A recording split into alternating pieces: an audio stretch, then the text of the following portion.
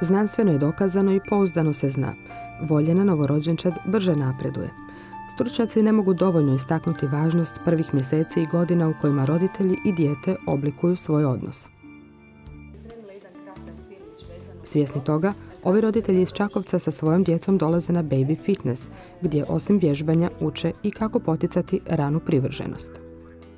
Doma vježbamo svaki dan, sat vremena prije kupanja, vježbamo i ja i muž i on se već primijetili smo da već jedva čeka to razdoblje, valjda zna da v 7 počnemo vježbati pa da od 8 imamo kupanje, on se već veseli tome, tako da... U sklopu projekta Prve tri su najvažnije.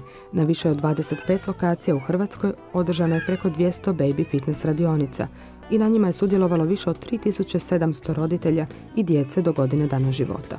Rezultati se vide već nakon prvog zajedničkog vježbanja.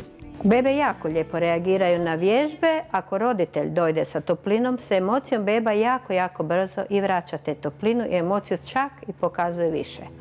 Ovakva razvojna gimnastika i masaža namijenjene su zdravoj novorođenčadi, a cilj je prije svega naučiti roditelje da odvoje vrijeme za svoje dijete, što danas nije lako. I cjelokupna zajednica bi trebala prepoznati taj program i stimulirati ga, jer to je samo opet jedna kap za buduće odrasle ljude, a sad su one dojenčad, djeca. Znači koliko ćemo u njih uložiti, toliko ćemo kasnije od njih moći dobiti. Velim, ovo je sigurno jedan segment u poboljšanju i na taj način ga treba i shvatiti. Istodobno se provodi i projekt podrške roditeljima pod nazivom Rastimo zajedno, pomažući mnogima koji se pitaju kako biti dobar roditelj, ali ne i razmaziti dijete. Kako ga podučiti pravim vrijednostima. I već nakon par susreta sam primijetila da mi je odnos s djetetom puno bolji i da puno više komuniciramo, da samim time što razmišljam o tome, čini mi se da sam bolja mama. Radionice su besplatne i pažljivo osmišljene. Educirano je 75 stručnih djelatnika vrtića, a uključilo se više od 300 roditelja.